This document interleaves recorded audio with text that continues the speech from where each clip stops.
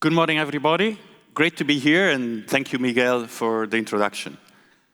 So what I will do is to try in about 25-30 minutes to give you a bird's eye view about the EU AI Act, which has been adopted very recently, and it's a fairly complex piece of legislation.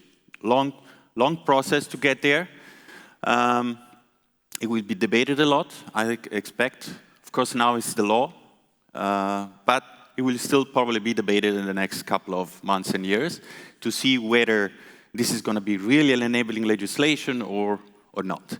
But so let's already get started. And initially, I want to give you a bit of a framework around the EU institutional architecture. I know, we're in the EU, and usually I use this slide when I give presentations outside the EU, but I realize more and more that if you're not in Brussels, sometimes you're always also a bit confused about who is doing what in Brussels, in fact. How does the EU work? And how do EU laws get done?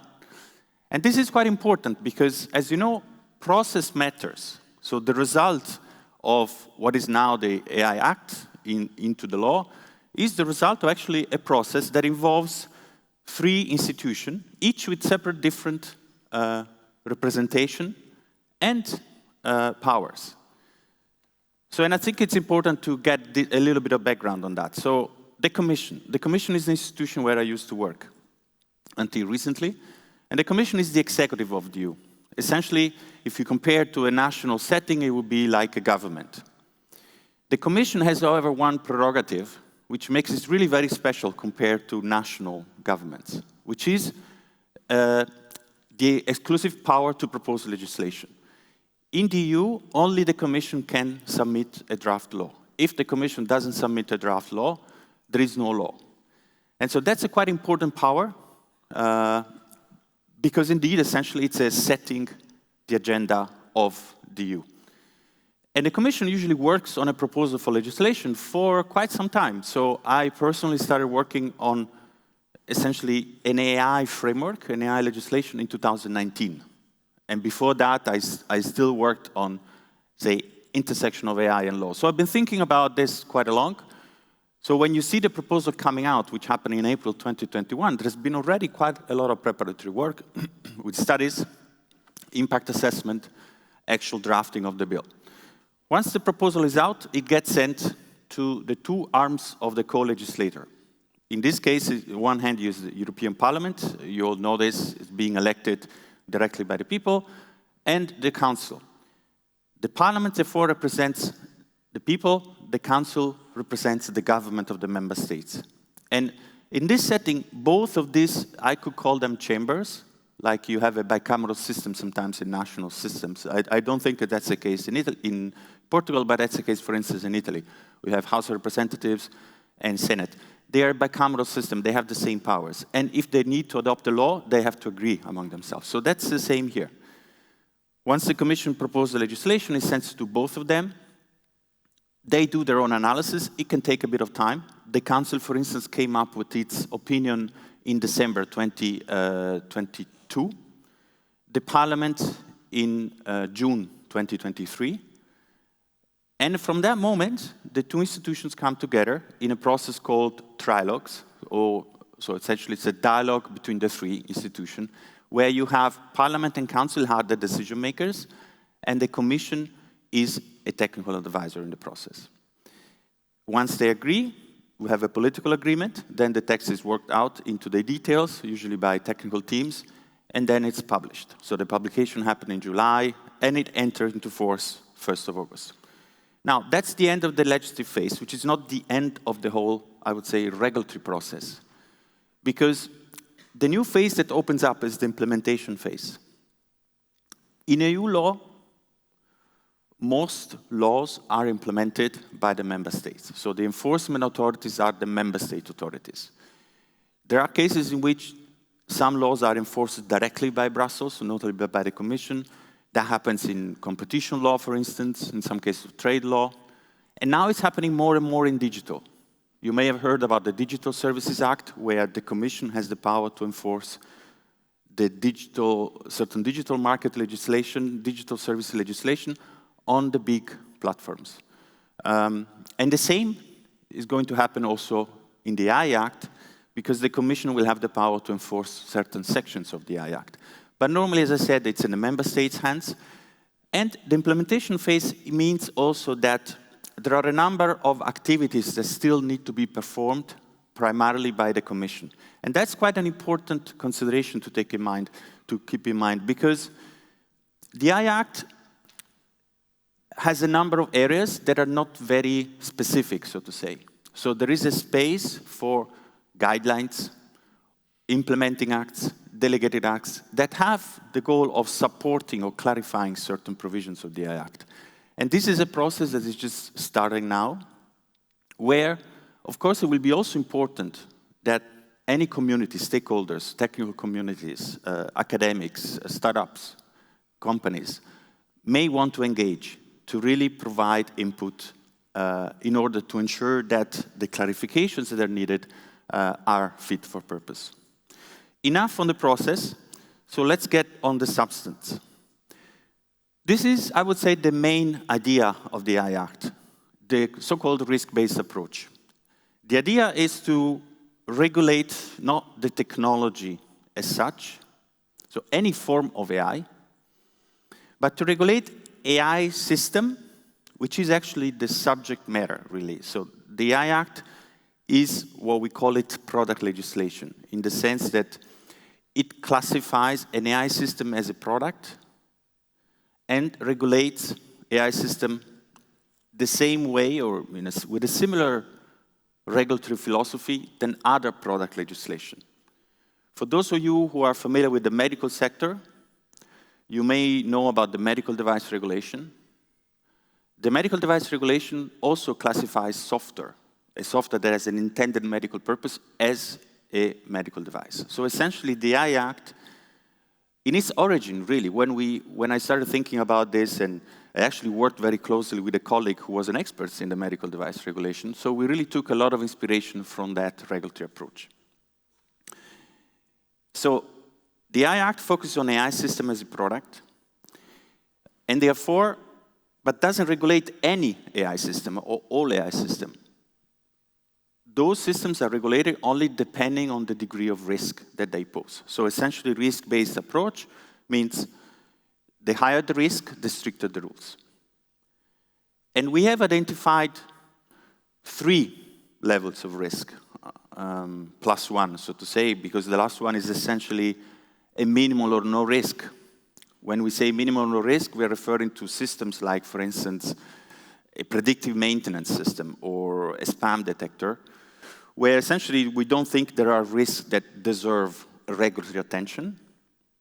Therefore, the AI Act does not apply as a compulsory set of norms to those systems, but manufacturers of those systems, providers of those systems, if they want, they can comply with certain requirements. But that's actually just on a voluntary basis. So instead, the binding obligations of the AI Act apply to 3 other categories of systems. So the first one are those systems that pose a risk that we can define as non-acceptable. Non-acceptable by whom? Of course, by the legislators, so it's a policy choice. What are the risks we think should be considered unacceptable, and therefore the system should be prohibited? I will discuss in detail some of the other categories, so I will not spend much of time now, but for the cases where AI poses risks that are not acceptable, I'll give you a couple of examples now. The Commission initially thought about 4 use cases of prohibiting an AI system, really thinking about more residual or very limited and exceptional use of the prohibition. For instance, cases of social scoring, or other cases where systems are used to manipulate people or exploit vulnerabilities. The rules were crafted in a rather narrow sense. Also because there are other pieces of legislation in the EU that apply also to AI systems. For instance, in the commercial area. There is a directive called Unfair Commercial Practices Directive. It's about, fair commercial dealings between companies and customers. There are certain prohibitions about what can be done or not be done, like, for instance, deceptive advertising or something like that. So those rules, they're not focused on AI, because that directive dates back quite a number of years, but also apply to AI systems, of course. So when we started thinking about AI-specific rules, we wanted to narrow craft their prohibitions. The prohibition that was the most controversial was the use of biometric systems for biometric identification, so like facial recognition system, used by law enforcement authorities, so by the police, in a public accessible space, and real time. So that was the use case that mostly attracted a lot of attention, because there were a lot of concerns around being surveilled. So the Commission had proposed a prohibition in this situation with some exceptions, meaning that it's still possible to use those systems, but subject to certain conditions. During the process of negotiations, the prohibitions became 8. So we started with 4, and now we have 8. So there are prohibitions around, for instance, emotional recognition in certain cases, and prohibitions about biometric categorization in certain cases. As you can see, there was a lot of concern, mostly coming from the European Parliament, around the use of biometric data by AI systems. Moving on to the high risk. High risk is the category of risk that occupies the most parts of the AI Act. So essentially, I would say around 80% of the provisions of the AI Act are around high-risk AI systems. And here is where the logic of the product legislation comes in. Because when an AI system is classified high risk, it has to be certified. So it is, as I mentioned, we took inspirations from the medical device regulation. It means that the system has to undergo a process of compliance and so-called ex-ante certification, so that the manufacturer can put the CE mark on the system. And the CE mark signals that the system is in compliance with the law, has been checked, and can therefore be safely used by the users, essentially. Now, how do we determine when a certain system is high risk? The Act foresees 2 avenues. The first avenue is when a system is a component of a product, like medical device, a toy, a machinery, radio equipment, that is already subject to EU law. We say sectorial legislation. Sectorial because it's a law that focuses on certain categories of product, like medical device is considered sectorial legislation. Machinery regulation that regulates essentially robotics is a sectorial legislation. So whenever an AI system is a component of those products, and the product is subject to a third-party conformity assessment, so there is an obligation, according to that sectorial legislation, to have a check by a third party, so-called notified body, then the AI is also high risk. So there's these 2 elements. Safety components of a product, not any component, but it has to be a safety component, in the sense that if the component fails, so if the AI fails, there is a risk for the safety of persons. And the product must undergo third-party conformity assessment. The logic here is to tie the classification of the riskiness of the AI to the riskiness of the product, so to say. The second use cases, the second avenue through which an AI system can be classified high risk, is when the system is explicitly listed in an annex, is the Annex 3, under certain headings. What you see in the slide there are the headings: biometric systems, critical infrastructure, education, vocational training, employment, private services and public services, law enforcement, migration, justice. So as you can see, these are quite broad areas, and pretty much covers a large spectrum of economic and societal activities. So this is the nature, you may have heard this. The AI Act as a horizontal piece of legislation. What does it mean, horizontal? It means that it cuts across a number of areas. So it's not sectorial, it's not specific, it cuts across. And this is how you see it, that you have several areas that will be impacted. However, the important thing to note at this point is that not the whole area is high risk. So not any system used, let's say, in education or vocational training is high risk, and therefore subject to more compliance obligations.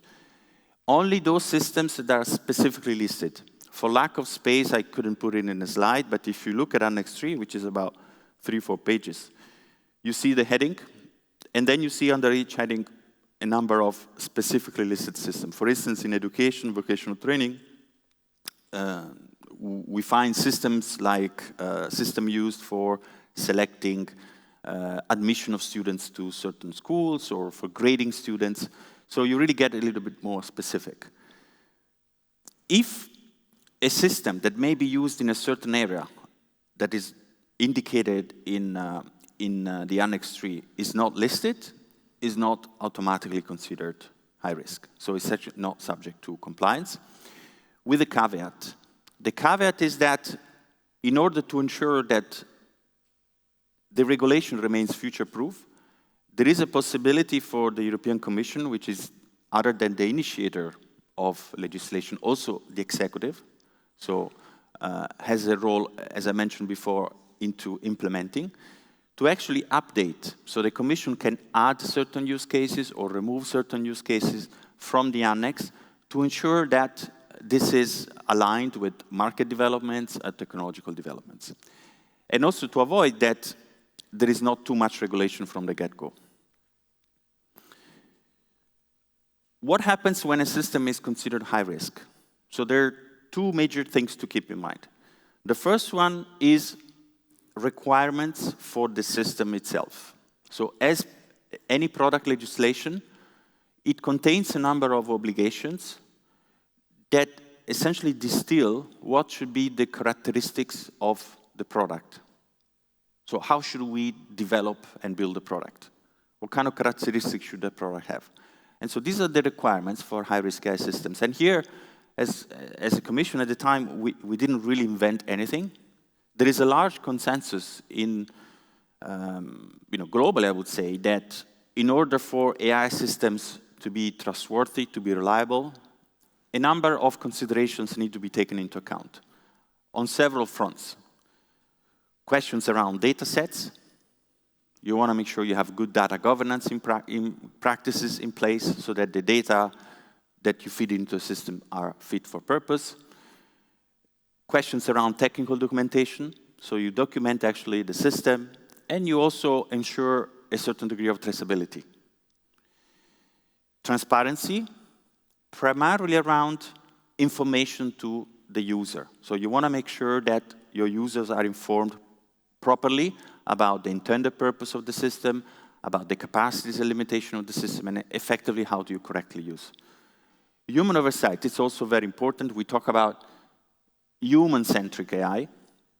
So we want to make sure that humans are always in control, which doesn't mean they have to control every single instance of the operation of the system. But so the human oversight is a concept that must be adapted depending on the system. But at the very least, it should be kept in mind by manufacturers that there should be human oversight in the process of designing already the system. And there should be also, depending on the situation, the possibility for certain human oversight to intervene. In some cases, it could be also an ex post type of intervention. It doesn't have to be only while the system is operating. And finally, robustness, accuracy, and cybersecurity, so making sure that the system also cannot be attacked with adversarial approaches and so on. That's for the characteristics of the system, so to say. And then the AI Act, as with any product legislation, identifies also obligations for the operators. So the AI Act identifies several operators in, let's say, the value chain of AI and the distribution chain of AI. But let's say, to make it simple, there are primarily two categories of operators. So there are the ones who actually develop the system, and they place it on the market. So they take the responsibility to place the system on the market, and therefore they have the responsibility to certify the system, to make sure that the system has the CE mark and is in compliance with the requirements. So that's one major category. And then you have the category of the users, or they're called now deployers. Those are the ones who buy the system, primarily use the system that is certified. So when we go now a little bit deeper on the two categories of obligations. Initially, the Commission had thought about why do we use the CE mark as a concept. So the idea is to enable the uptake of AI. So if we, like it happens for other products, like medical device, if we want to make sure that a certain product is trusted by the users, therefore, essentially, the law puts more obligations on the developers. So the developers has to design the product, test it, certify it, and the users can essentially be on the receiving end of that product. Of course, they need to know how to use it, but fundamentally, they can trust that the product is safe. That was the initial thinking. Therefore, initially, as a Commission, we foresaw very few obligations on the users. In fact, if you take, for instance, the medical device regulation, there are basically no obligations at all for the users. But we introduced some, but as you can see now, they were increased during the process. So, provider. As I said, provider is the actor who develops the system, has to do the conformity assessment. Conformity assessment is the process through which the provider demonstrates compliance with the requirements. It could be done as a self-assessment in the majority of cases, or it could be done through the intervention of a notified body.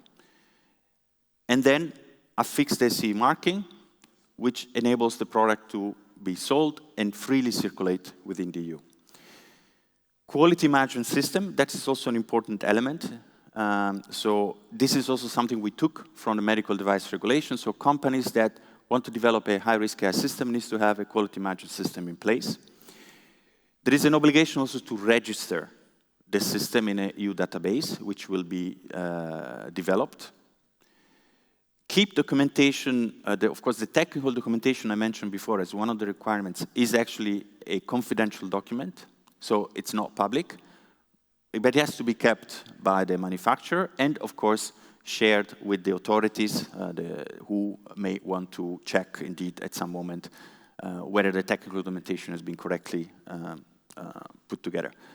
And the logs. So depending on where the system sits and how it is provided, so of course, it could be in some cases an obligation to keep the logs of the deployer.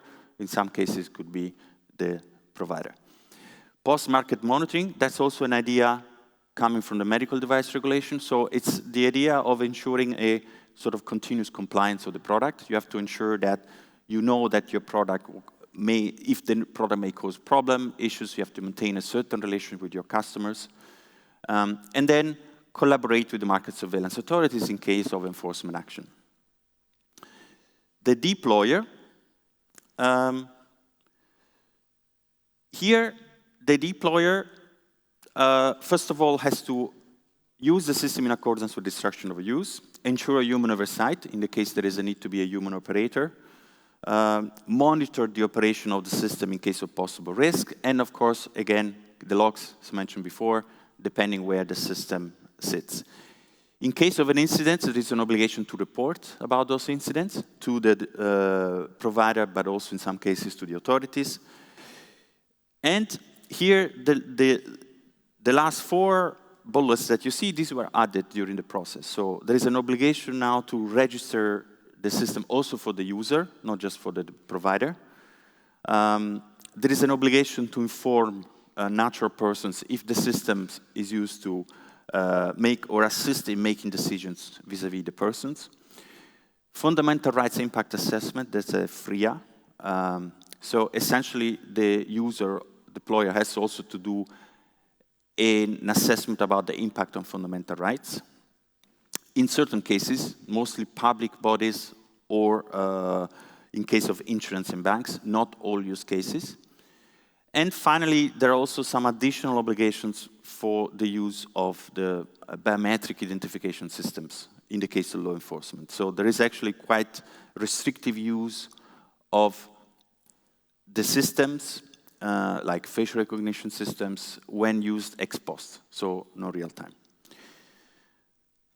Very briefly here is the third layer, when the system poses risk related to the, essentially, transparency.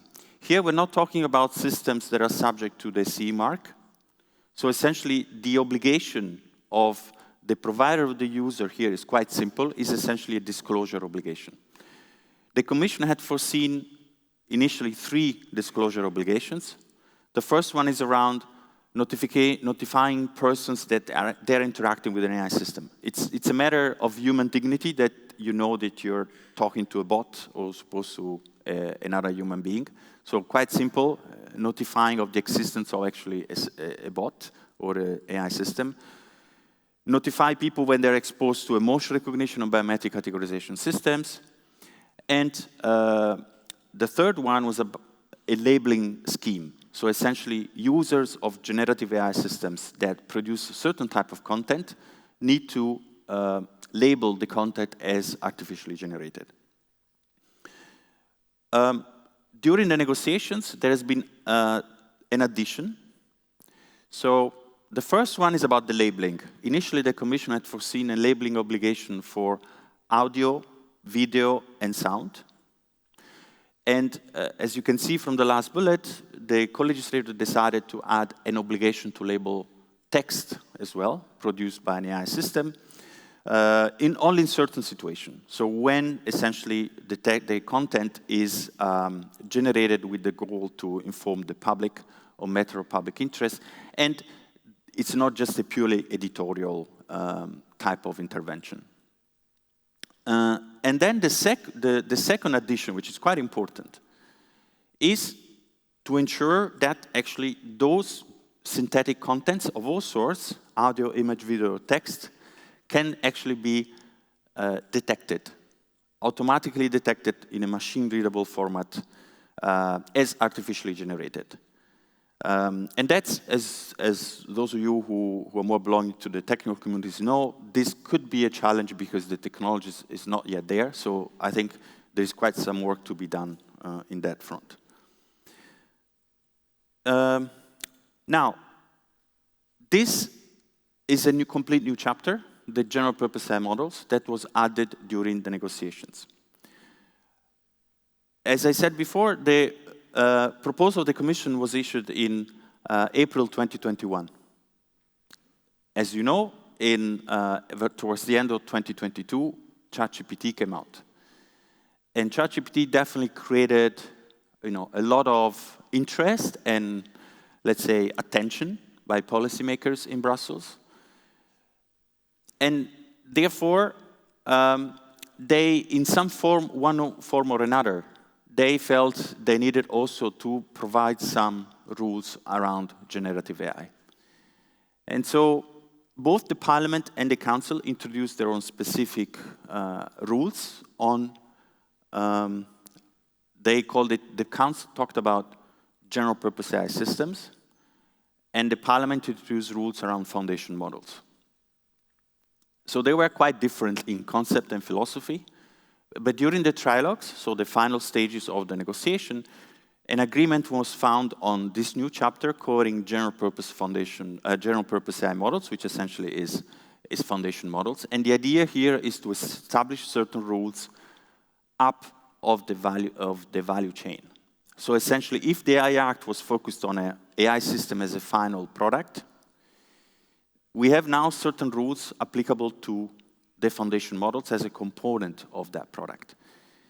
And very briefly, the rules are composed a two-tier system. According to the first set of rules, all foundation model, to which all foundation models are subject, they have to, the providers of those models have to collect, develop technical documentation, and provide information to downstream developers, so information downstream. And also they have some obligations around compliance with copyright obligations. If the foundation model, the general purpose AI model, qualifies as a model with systemic risk, so that's the second category, then there are additional rules on top of what we have seen, notably around risk assessment and mitigation, incident reporting, and cybersecurity. Now, one of the questions here that had to be addressed is how do we classify a model, a foundation model, as a foundation model with systemic risk? And the legislator came to the conclusion to focus on the compute. As you may know, the compute was an indicator that had been developed also in the executive order by President Biden in October 2023, which actually indeed had an impact also in the lawmaking in Brussels. So if a model has been developed with compute above 10 to 25 flops, that qualifies as a model with systemic risk.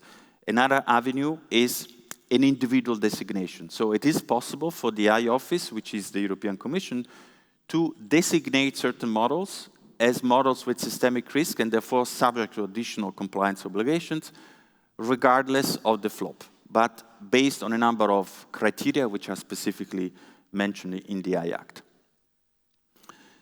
My last slide, very briefly, because I'm already out of time, is first to give you a sense about the entry into application. So the fact that the AI Act is in force from the 1st of August doesn't mean that its rules are already applicable. So there is a phased entry into application. The first rules that will apply are the ones on the prohibited AI systems after 6 months. So we say here 6 months from the entry into force, from 1st August this year. The second set of rules are around the general purpose AI models. So these apply after 12 months. The rules we've just seen. Then 24 months is essentially the main deadline, so to say, because almost the whole rules of the AI Act apply around 24 months, and notably around high risk. As I mentioned, high risk are one of the areas where companies will be faced with most compliance obligations. But there is one exception, are the high-risk AI systems that are linked to products. So when you have an AI system that is a safety component of a medical device or a product or a machinery, in those cases, those rules will only apply 36 months after the entry into force. Thank you for your attention.